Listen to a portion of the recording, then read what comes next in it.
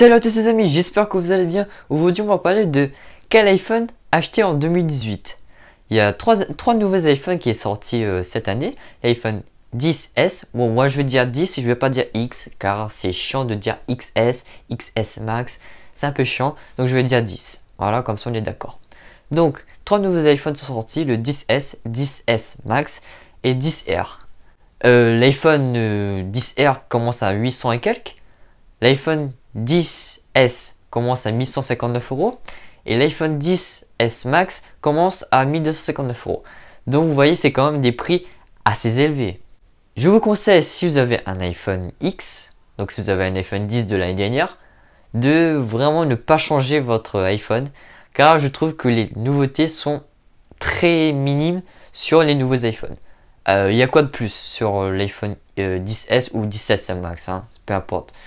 Un meilleur appareil photo, mais vraiment de très peu. Bon, on n'a pas encore fait les tests j'ai pas encore vu les tests de photos, donc je peux pas vous dire s'il y a une énorme amélioration ou pas. Mais d'un point de vue technique, d'un point de vue des caractéristiques techniques, il y a très peu de différence. C'est les mêmes composants, c'est juste qu'il y a quelques petits composants à l'intérieur du capteur photo qui est changé. Donc vous aurez des meilleures photos en nuit. Mais bon, est-ce que ça vaut le coup de changer votre iPhone pour un appareil photo comme ça? Pas du tout. Enfin, pour moi en tout cas. Un Face ID plus rapide, un nouveau processeur, le processeur A12 qui est quasiment 8 fois plus rapide qu'un iPhone X aujourd'hui. Donc, ouais, c'est 8 fois plus rapide. Mais à quoi ça va vous servir dans votre quotidien? Franchement, la puce A11 des iPhone 8, 8 Plus et X fonctionne vachement bien, je trouve. Ça va quand même supporter jusqu'à iOS 15 minimum. Et franchement, je pense pas que ça vaut vraiment le coup de passer à un iPhone X à un iPhone XS. Ensuite, si vous avez un iPhone 6, 5S, 6S, 7, allez, voire 8. Voire 8. Hein. Donc si vous avez ces iPhones-là, je vous conseille, si vous voulez un bon iPhone avec le nouveau design, avec un joli écran et tout, je vous conseille fortement en niveau rapport qualité-prix un iPhone 10R. Il a quasiment les mêmes caractéristiques techniques qu'un iPhone 10S ou 10S Max, peu importe. C'est juste qu'il a un capteur photo en moins. Il a toujours Face ID, il a toujours la puce A12. En moins, il a la certification IP67 au lieu de IP68. Mais franchement, c'est toujours étanche. Donc que ce soit IP67, IP68, c'est pas grave. En soi, ça revient quasiment à la même chose. La fonction 3D Touch qui a été supprimée sur l'iPhone 10R. Mais bon, en soi, on peut vraiment s'en passer si vous n'avez pas goûté à la fonction 3D Touch, donc si vous sortez sur un iPhone 6 ou un iPhone 5S ou encore un iPhone en dessous, 4, 4S, je sais pas quel iPhone vous avez. Mais bon, ça m'étonnerait que vous avez encore des iPhone 4, 4S en 2018. Si c'est le cas, il faut vraiment changer d'iPhone. Hein. Donc je vous conseille fortement, si vous avez pas un budget illimité, mais un budget à peu près 900 €, de prendre l'iPhone 10R. Franchement, vous aurez pour votre argent.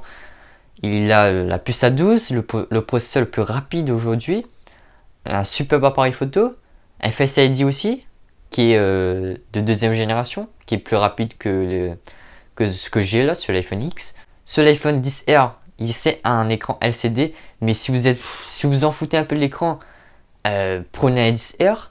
En soi, la différence entre un écran OLED et un écran LCD, il n'y a pas vraiment de grande différence. C'est juste que les noirs sur l'écran OLED sont éteints. Les pixels noirs sont éteints sur un écran OLED. Du coup, ça va vous économiser plus d'énergie.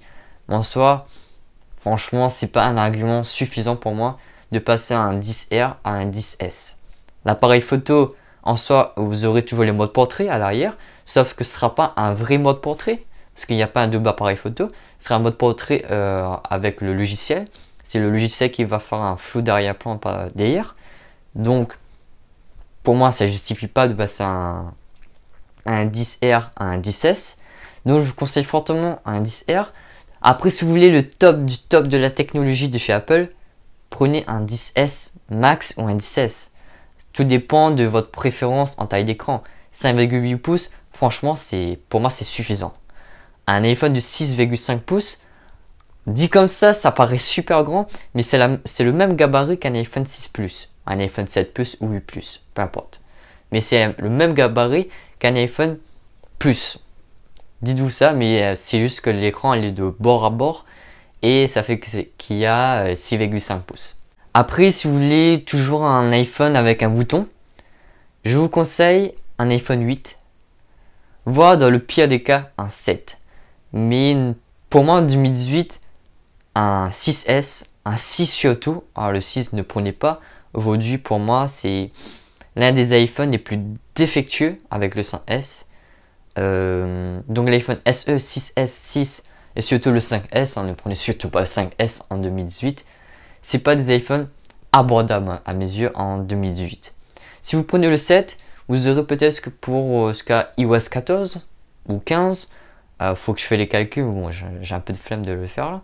Mais bon, je pense que vous aurez jusqu'à pour iOS 15, donc encore 3 ans. Donc franchement, c'est vraiment potable de prendre un iPhone 7, 8 ou encore 7 Plus, 8 Plus pour l'autonomie de la batterie. Donc j'espère que la vidéo vous a plu. C'était Robin. Ciao ciao.